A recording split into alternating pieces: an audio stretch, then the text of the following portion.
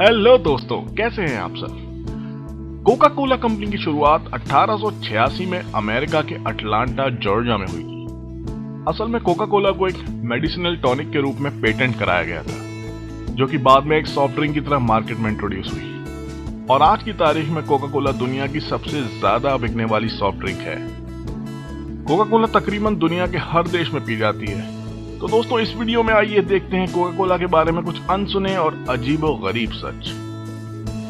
Alternative to morphine. Coca Cola के आविष्कारक John Pemberton American army में कर्नल रह चुके थे।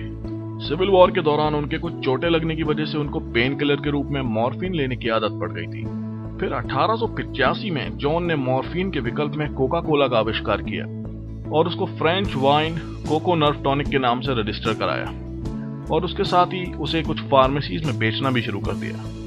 जॉन का कहना था कि ये टॉनिक सरदर्द, बदहजमी, इम्पोर्टेंस और मॉर्फिन की लत का इलाज करेगा। 9 years to taste all Coca-Cola products। पूरी दुनिया में कोका कोला ने अपनी ही ड्रिंक के कई वेरिएंट्स इंट्रोड्यूस करे हैं, जैसे कि Coca Cola vanilla, diet Coke, Coca Cola zero और बहुत सारे।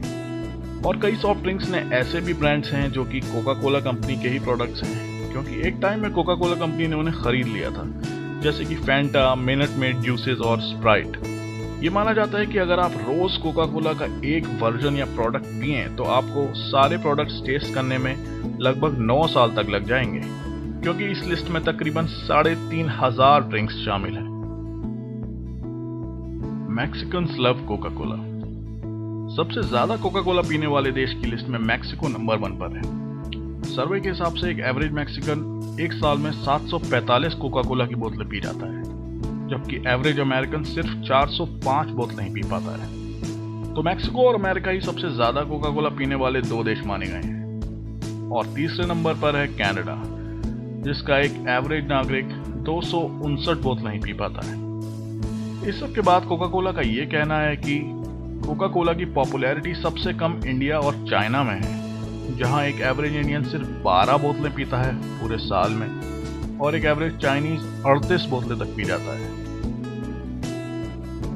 Coca Cola's worth. अगर कोका कोला कंपनी की असल कीमत की बात करें तो हमें मानना होगा कि वो किसी भी बड़ी कंपनी से ज्यादा है। यानी अगर बडवाइजर, पेप्सी, सबवे और केएफसी जैसी 4 कंपनीज की टोटल कीमत जोड़ी जाए तो वो कोका कोला कंपनी के बराबर बैठती है। ये जो कुछ बड़ी कंपनीज हैं, जब कोका कोला से कंपैरिजन किया जाए तो वो काफी छोटी हो जाती हैं। कोका कोला की असल कीमत की अगर बात की जाए तो वो तकरीबन $74 बिलियन के करीब आंकी गई है। कहा जाता है कि इस कीमत के हिसाब से कोका कोला इस सेंट्रल अमेरिकन देश कोस्टा रिका से ज्यादा अमीर है। अब क्योंकि दुनिया के 96% लोग कोका कोला के लोगों को पहचानते हैं और शायद इसलिए ही कई देशों में लोग पानी से ज्यादा कोका कोला पीते हैं।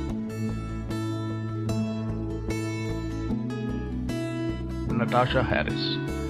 नताशा हैरिस न्यूजीलैंड में रहती थी और उनको कोका कोला पीना बहुत ज्यादा पसंद था। नताशा की मौत हार्ट अटैक से हो गई थी जब वो केवल 30 साल की थी। उनके घर वाले भी उनकी कोका कोला पीने की अजीबो-गरीब लत से परेशान थे। मरने से पहले नताशा को कई तरह की बीमारियों ने घेर लिया था। उनके ज्यादातर दांत सड़ जाने की वजह से निकाल दिए गए थे और उनके 8 बच्चों में से 1 या 2 बच्चों के दांतों पे एनेमल की लेयर ही नहीं थी जब वो पैदा हुए थे। कहा जाता है कि नताशा एक दिन में 10 लीटर तक कोका कोला पी जाती थी और ना मिलने पर पागल सी होने लगती थी। इसका मतलब ये था कि वो 10 लीटर कोक के साथ हर रोज 1 किलो तक चीनी और 970 मिलीग्राम कैफीन अपनी बॉडी में जाने देती थी। बात भी सही है दोस्तों, जब आप 10 लीटर ऐसी ड्रिंक रोज पिए जो कि पेस्टिसाइड की जगह इस्तेमाल की जा चुकी है, तो फिर आप अपनी जिंदगी से खेल ही रहे हैं। Relationship with Nazi party. Second world war के दौरान कोका कोला ने जर्मनी में भी अपना बिजनेस बंद नहीं होने दिया था, जबकि उस वक्त वहां वॉर चल रही थी और जर्मन नाजी पार्टी का जमाना था। लेकिन कहा जाता है कि कोका कोला के कुछ हाई रैंक के टॉप एग्जीक्यूटिव्स हिटलर की नाजी पार्टी के ही लोग थे। उस वक्त कोका कोला ने जर्मन मार्केट को देखते हुए वहां फैंटा के नाम से एक ड्रिंक इंट्रोड्यूस किया था, क्योंकि सेकेंड वर्ल्ड वॉर के चलते जर्मन कोका कोला प्लांट्स को कोका कोला का असली फॉर्मूला नहीं मिल पा रहा था। 30% स्टेक इन कोका कोला और $500। कोका कोला के मार्केट में आने के 2 साल के अंदर सबको ये पता लग चुका था कि इस प्रोडक्ट में कुछ दम है। तो फिर 1888 में जॉन पेम्बरटन ने 3 अलग अलग कंपनी से पार्टनरशिप करी, जिसमें से एक डील थी जिसमें पेम्बरटन के बेटे चार्ली ने वॉकर शैंडलर एंड कंपनी के साथ डील करी थी। वॉकर शैंडलर एंड कंपनी ने कोका कोला को $500 दिए थे ताकि वो कोका कोला कंपनी में 30% के हिस्सेदार बन सकें। हिसाब लगाने पर पता चलता है कि उन $500 की कीमत आज की तारीख में तकरीबन $12,500 के करीब बनती है। लेकिन 30% हिस्सेदार होने के बाद ये मतलब बिल्कुल नहीं था कि शैंडलर कंपनी कोका कोला के नाम से कुछ भी बेच सकती है, बल्कि उनको कोका कोला कंपनी के दिए हुए 2 प्रोडक्ट्स के नाम इस्तेमाल करने की आज़ादी थी, जो कि थे यम यम और Coke. Coca Cola not sold in 2 countries. दुनिया में ऐसे 2 ही देश हैं जहां कोका कोला खरीदी और बेची नहीं जाती। 1962 से अब तक क्यूबा और अमेरिका में कुछ विवाद की वजह से आपस में बिजनेस पर प्रतिबंध है और इसकी वजह से क्यूबा में कोका कोला खरीदी और बेची नहीं जाती, जबकि अमेरिका के पूर्व प्रेसिडेंट बैरक ओबामा ने क्यूबा के साथ ट्रेड फिर से शुरू करने की काफी कोशिश करी थी, पर कोई फायदा नहीं हुआ। पर सुना है कि क्यूबा में चोरी छुपे कोका कोला वहां की ब्लैक मार्केट में मिल जाती है, पर कुछ महंगी मिलती है। और दूसरा देश है नॉर्थ कोरिया। इसके अलावा नॉर्थ कोरिया के बारे में तो आप सब जानते ही होंगे दोस्तों, वहां के अजीबोगरीब लॉज के बारे में। नॉर्थ कोरिया को अमेरिका और उसकी पॉलिसी से खासी नफरत है, तो फिर वो एक अमेरिकन प्रोडक्ट कभी नहीं खरीदेगा और ना ही उसे प्रमोट करेगा। तो नॉर्थ कोरिया में भी कोक बैन है।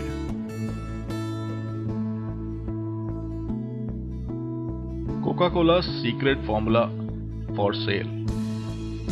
2006 में एक बार ऐसा भी हुआ जब 3 लोगों ने पेप्सी कंपनी को कोका कोला का सीक्रेट फॉर्मूला बेचना चाहा था।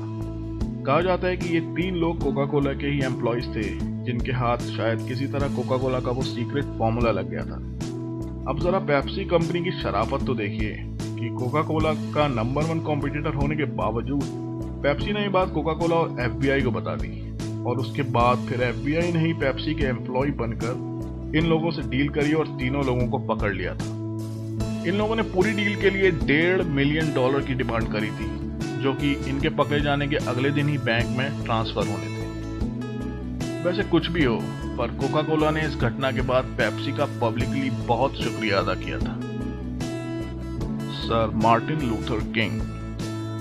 Nobel prize winner sir Martin Luther King ने 3 अप्रैल 1968 में अपने एक स्पीच में कोका कोला का बहिष्कार करने की अपील करी थी, और इसी भाषण में मार्टिन लूथर ने अपनी मौत की भविष्यवाणी भी कर दी। कोका कोला को बॉयकॉट करने के पीछे ये वजह थी कि मेम्फिस शहर में कोका कोला के गोरे वर्कर्स को काले वर्कर्स से बहुत ज्यादा सैलरी दी जा रही थी। इसके विरोध में एक रेवोल्यूशन शुरू ही हुआ था कि ठीक अगले दिन यानी 4 अप्रैल 1968 को मार्टिन लूथर किंग की गोली मारकर हत्या कर दी गई जब वो अपने होटल रूम की बालकनी में खड़े थे।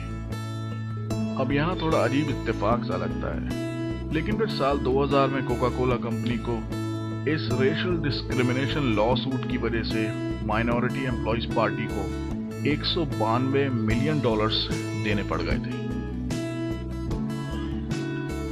तो दोस्तों, अगर आपको ये वीडियो अच्छा लगा तो इसे लाइक जरूर करें और शेयर भी करें, और मेरे चैनल को सब्सक्राइब करना ना भूलें।